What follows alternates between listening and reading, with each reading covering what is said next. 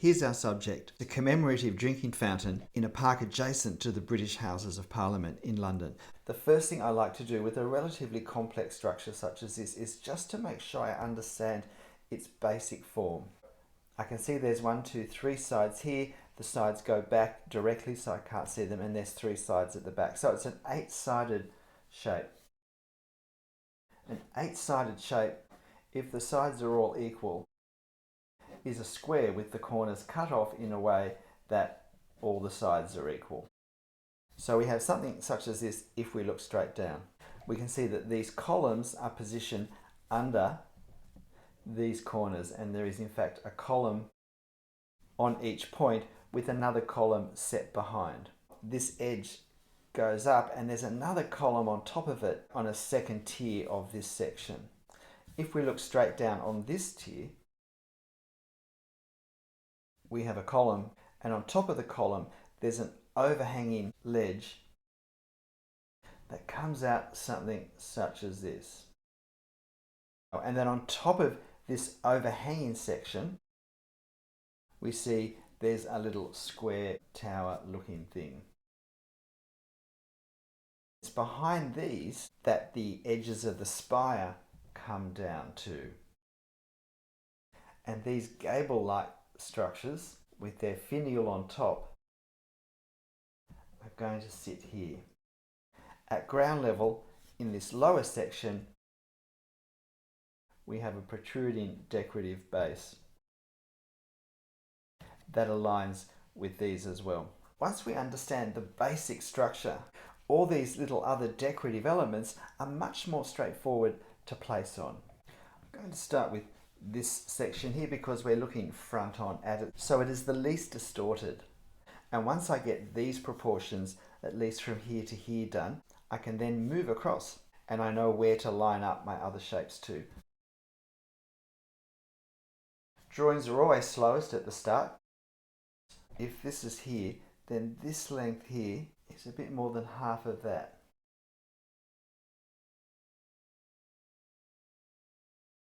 I just want to make a few light marks as I start to position the other side.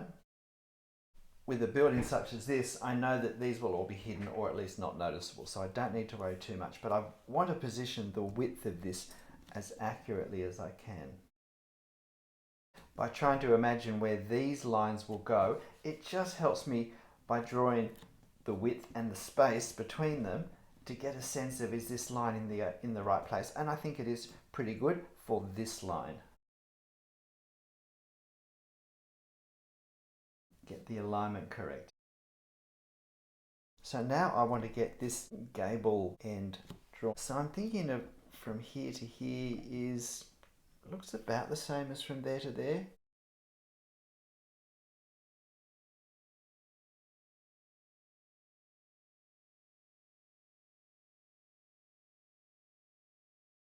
But I do want to position this decoration in here.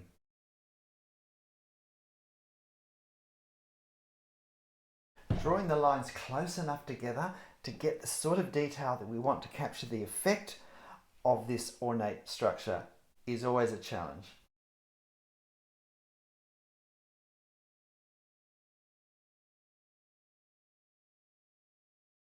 Now, there are further decorations on the outside of this, but I'm going to just leave this for now, and I'll put those at the end when I can actually run them across the whole drawing at the same time.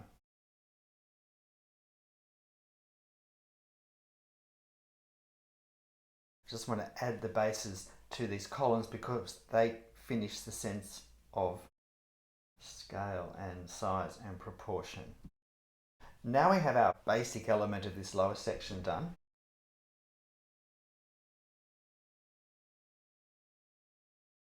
Because we have so many elements we're stacking on top of each other here, trying to keep them all straight will be a challenge for this subject.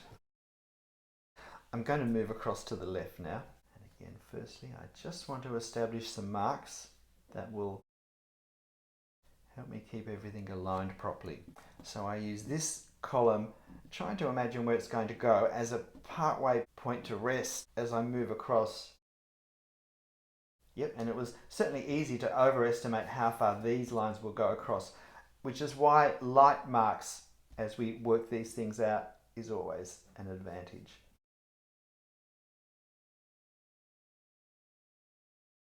We want to position this gable here. We know the top will line up with this one.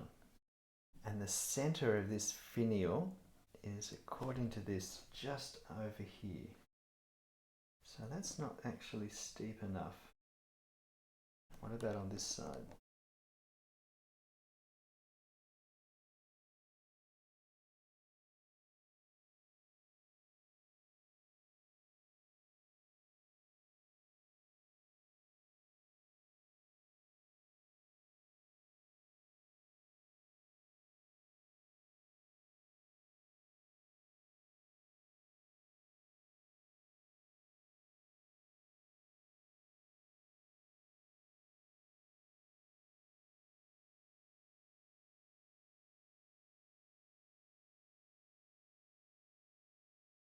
And now we'll move across to the other side. While it is tricky getting these proportions right, the fact that there's a multitude of lines and that there are shadows and spaces that we draw by negative space really rather than by drawing the outlines does give us room to move and to shift things a little. Always put the lines in the correct place. If you can see that you haven't quite got it right, as close to the correct spot or in the correct spot, it will be less obvious at the end of the drawing than leaving a line in the wrong place. These columns are closer together than these ones because we're not quite looking straight on.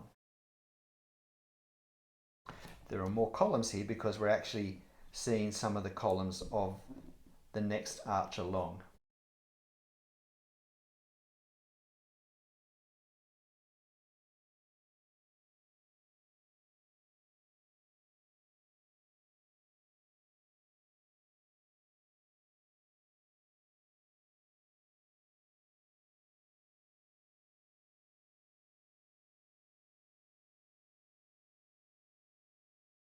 These columns aren't quite as straight as I'd like them to be compared to the other ones, but the important line is that silhouette line.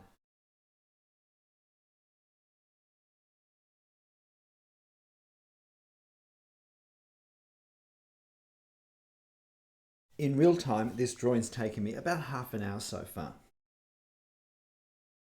The important thing to realise when we draw something as ornate as this, something with so much detail, is that we're mostly not trying to draw the detail. We're trying to draw the effect of the detail. So now I want to complete above these columns, this protruding cornice, and these little towers that sit in between the gable finials. Again, you'll notice I will tend to go right across so that my straight line goes right across.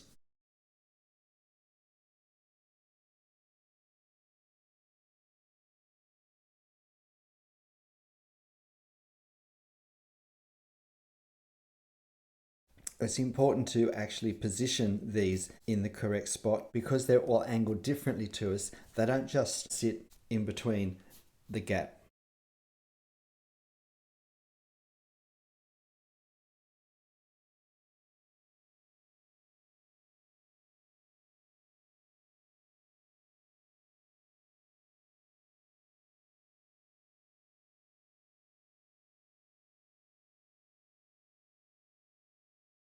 So that's another layer done right the way across. So now I'm just going to work on this section in between these little towers that forms the base of the spire, which is then the next challenge. I think it's time to put these little bobbles on down here. I probably should have done it before now actually. There's 1, 2, 3, 4. I don't need to do much detail. Again, I'm just trying to suggest what they are, but they are a very important decorative element in Gothic Revival architecture.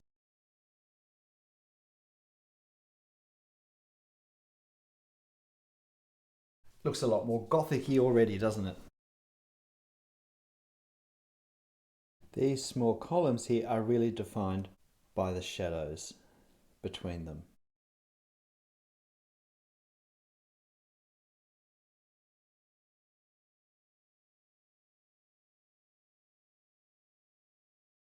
and that I suspect is enough detail for that.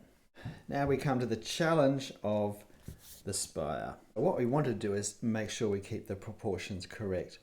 So if we look from, say, there to there, the spire is longer than that. So if we go from there to there, then the spire is sort of longer than that. And also, where is the actual center of the spire? So the center of the spire does go up through this center finial, which is going to make it a bit to the left of my first mark. Now the other thing is to work out exactly where these lines come into. They don't come to the very tip, they actually sit back because they come in behind that. And I'm not bringing them actually up to a point, I'm bringing them up to that part. And I'm just doing it lightly, as light as I can. Have a dry run, get some muscle memory going to the right spot. So now I will seek to just draw over them again a bit darker. Now 2 more lines to do. Now I also have to allow for the thickness of these. If I feel a line's not quite in the right place, I will just keep drawing it till it's in the right place. And now we have all the decoration that sits on it. I really want to establish these bands first. As this band goes around each side, it angles, and the angle increases slightly as it gets higher and higher. That's the perspective of this. So I do want to make sure I capture that.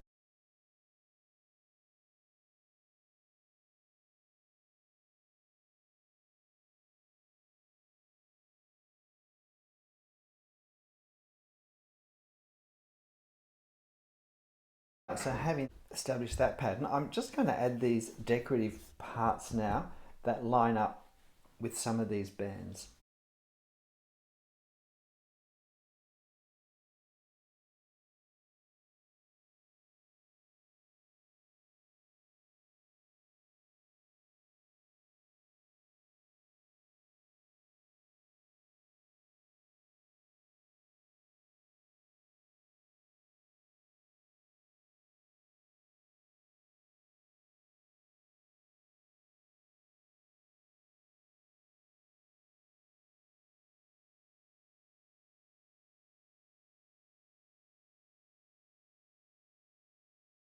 The important thing with this decoration is where it moves around the sides of the spire, we adjust, or if you like, distort the pattern to match the perspective.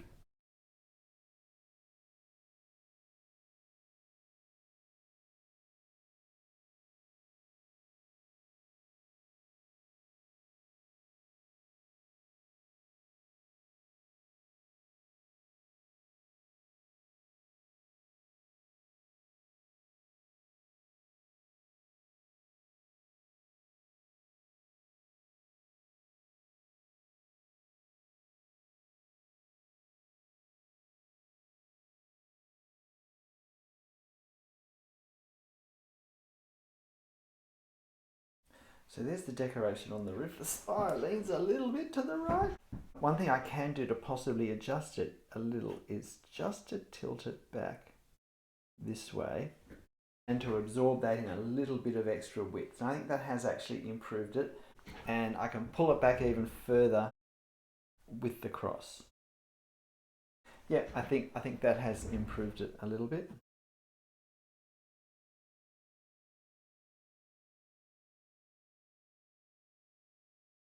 So now we come down to finish off the base. But I will also add these interior details first.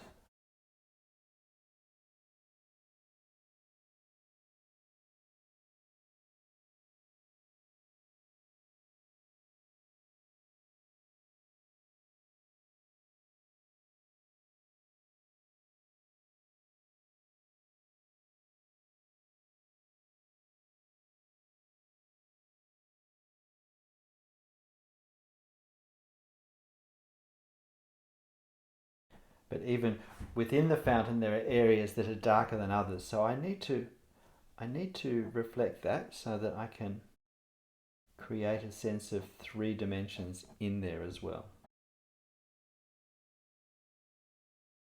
Now we have this base to finish, which I must admit I've not been looking forward to doing.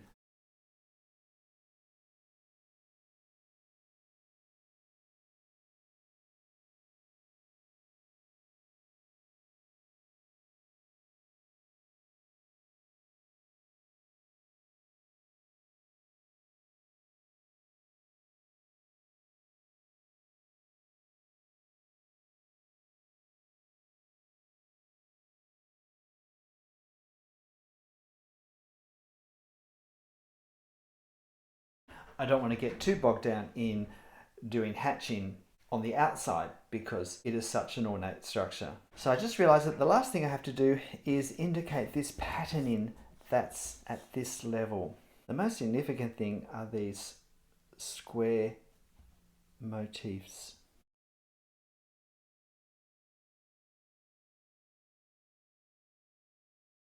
I think we now have it.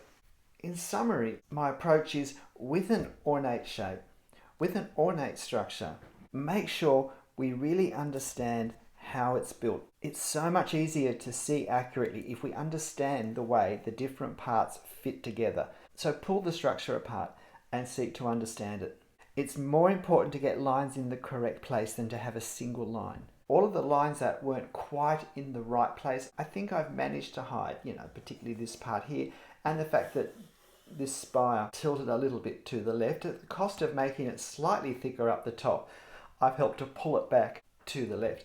When there is so much detail, we are not trying to draw the detail, we are trying to draw the effect of the detail in a similar way to we do with trees and leaves. When it comes to the pattern, we want to do enough pattern so that it comes across as heavily patterned, but we're still not trying to draw the detail exactly of the pattern. This really was quite an amazing fountain. So I've put a slightly different view of this fountain on my community page. So if you want to have a go drawing it, you can. It's slightly more to the side, but it was a better crop for uploading. So don't be afraid of complicated things. This drawing took me approximately an hour to do in real time. It did get quicker as we moved on.